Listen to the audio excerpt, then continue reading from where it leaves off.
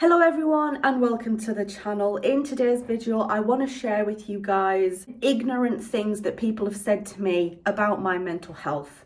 Now, a common theme with this video is that we're all different people, we're all unique, we all have different triggers, we all have different experiences with poor mental health, and that is one of the biggest reasons I feel like so many people get failed when it comes to their mental health.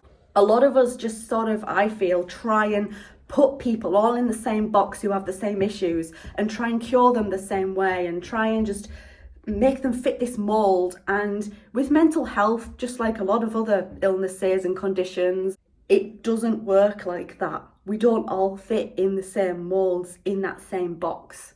So that is a common theme throughout today's video. So let's just kick it off with number one, and that is that you can't have anxiety or depression because you have a YouTube channel. What? So there are a lot of YouTube channels who share their experiences with poor mental health and really try and raise awareness. And I have always tried to be that person, or one of those people who just are open and honest and raise awareness and try and share their experiences. And that doesn't mean that I can't have poor mental health just because I have a YouTube channel. I feel quite comfortable now talking to you guys about poor mental health because I'm not actually talking to anyone. I'm talking to my camera, okay? Face to face would be a completely different story. Face to face, it would actually scare me and it would make me very uneasy, very uncomfortable. And yeah, I probably would struggle a lot talking face to face. And I do struggle a lot talking face to face about my mental health. But sharing it on YouTube is an entirely different thing because there is no socializing involved, really. I'm talking to the camera, I edit the video, and then I upload it onto YouTube. And then that's pretty much it, you know?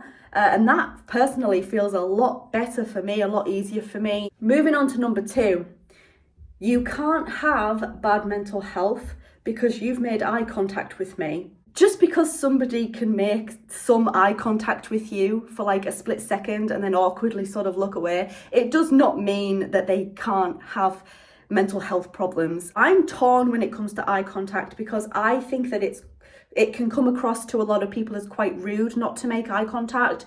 Number three, a one that a lot of people would have probably heard, get on with it.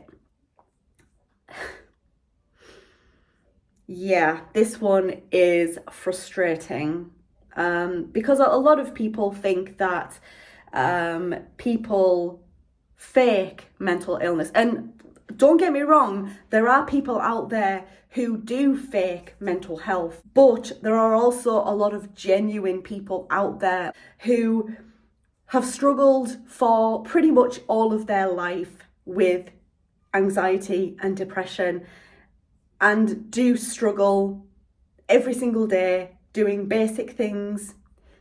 And for someone to turn around to you and to say, get on with it, it's not like that. Mental health becomes a problem when it affects your everyday life for very long periods of time, typically. So this isn't just something where, oh, I'll feel a bit nervous, but it's all right, I'll get on with it.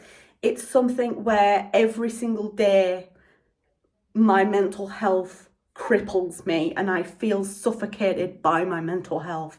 Number four, just go outside, just be happy and you'll be cured. Again, it sort of links in with number three.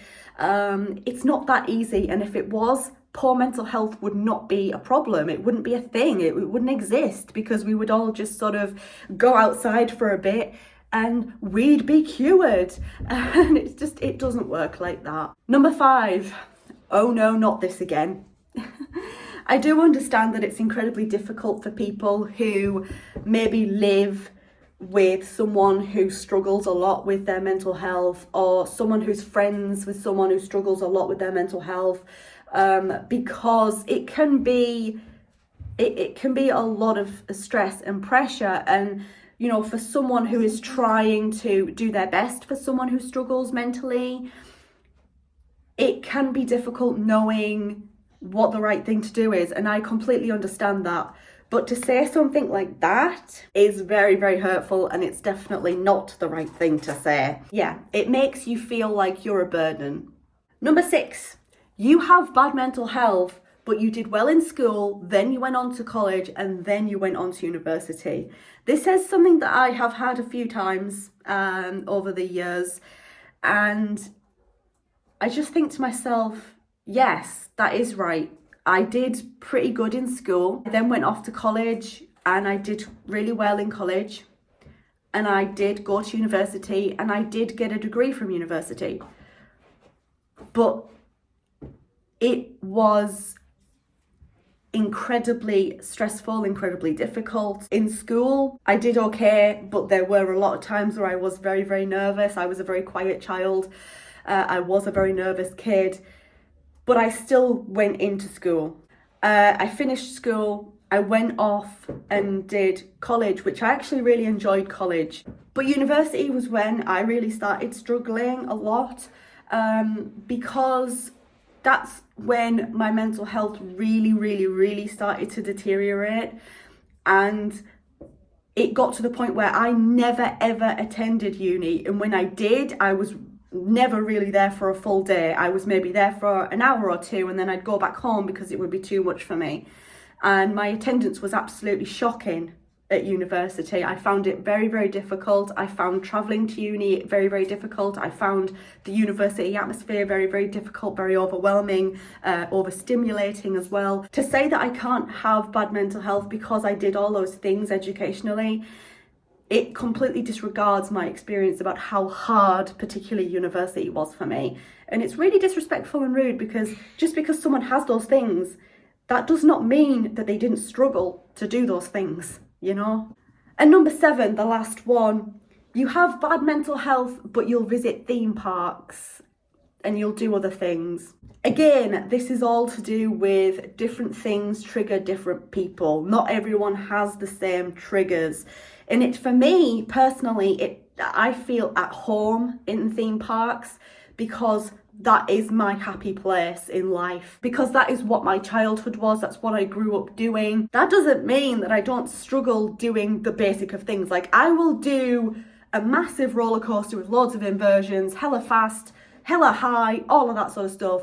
But my God, you would not get me to go to the shop on my own. Different experiences and situations trigger different people. This is why we fail so many people who have bad mental health and who are struggling. Thank you so much for watching. What things do people say to you like this? What ignorant things have people said about you and your struggles with mental health? Let me know in the comments section down below. Thank you so much for watching. If you enjoyed this video, leave it a thumbs up. If you're new here, click on that subscribe button. Thank you so much for watching once again, and I hope to see you in my next video. Bye everyone.